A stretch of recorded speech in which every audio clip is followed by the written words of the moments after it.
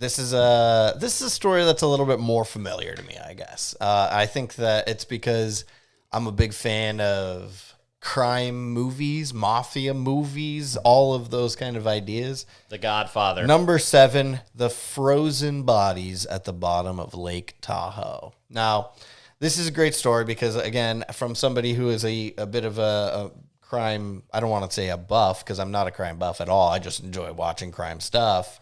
This is a story that I think is by far the most legitimate of any of the stories that we have here, because there's no doubt in my mind that there are frozen bodies at the bottom of Lake Tahoe from mobsters in the 70s, 60s, late 60s, early 70s, 60s and 70s, yeah. So the lake, swimming with the fishes. There you go. Lake Tahoe, the second deepest lake in the United States, 1,644 feet to the bottom, which is incredible.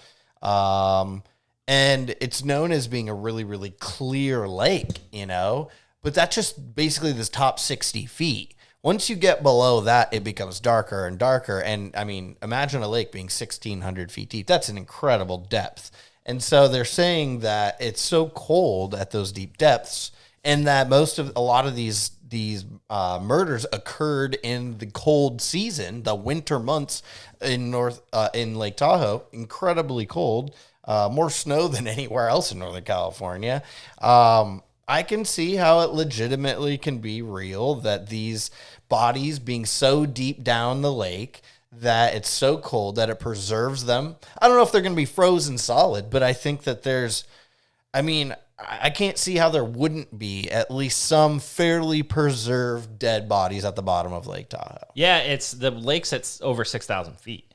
And if anyone's ever been in there, it's freaking cold lake, even at the very, very surface. So you go all the way down and it nears freezing cold. And like you said, they're probably not frozen solid or whatever, but some sort of preservation would happen. And I don't know how long, and maybe, I don't know. I don't know the science behind this, but it sounds real to me. I mean, where there is mafia hits, right? It's very clear that there was some mafia presence in Lake Tahoe in that time, especially when, the casinos are kind of up and coming.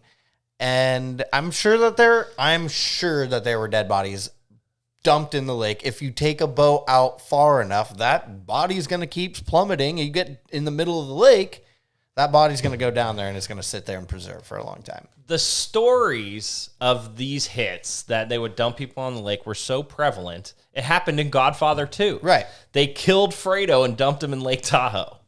Like, it's so he's actually fishing in Lake Tahoe and they shoot him in the back of the head. Correct. Yes. I watched the scene right before I came. Yeah. There's also saying Hail Mary. It was kind of random. He's just chanting Hail Mary and the guy behind him just takes a gun out and shoots him. It's like, did he warn him? He's doing his rosary first thing in the morning. There's also other theories surrounding this, which I think the mafia connection is the best part, or is the most legitimate part of the story. But there was also a lot of Chinese railroad workers in the area, and according to some legends I've read, the people did not want to pay them, and so they would kill them and dump them in the lake.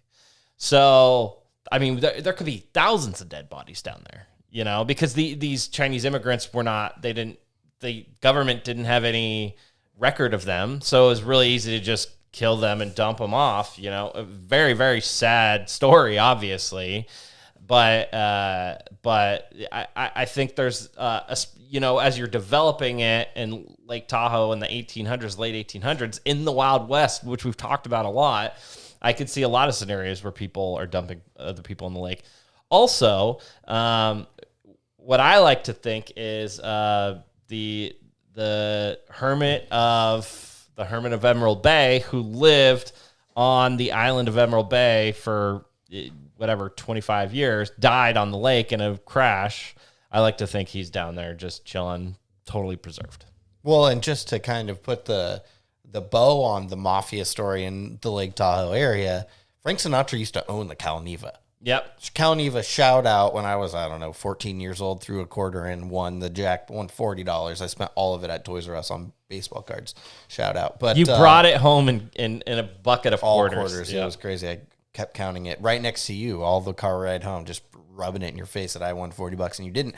But rumor is that underneath the Calneva Hotel, there are tunnels that were built so that JFK and Marilyn Monroe could meet up and or sneak Frank Sinatra out or have, any of these mafia tie meetings. And that's rumor. No, they're not rumors. I've seen videos and pictures of said tunnels. Well, I have not, so you will state that. But I mean, that's just putting the bow on. I will state that. That's putting the ribbon, the bow on this story, because I mean, the most famous kind of mafia relationship, we'll call it, happened in this kind of same area. Yeah, the 60s and 70s, and maybe we have some listeners or some readers on our website that can put more context to this.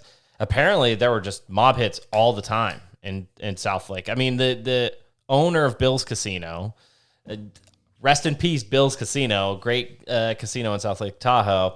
He was killed in a car bomb, and that classic mob hit, right? Totally. So it's there. All these stories. It makes a ton of sense. Now the question is, how are these bodies? Are they actually decomposing at the bottom of the lake? But we know for sure that there's probably a lot in there. You need to get a submarine down there.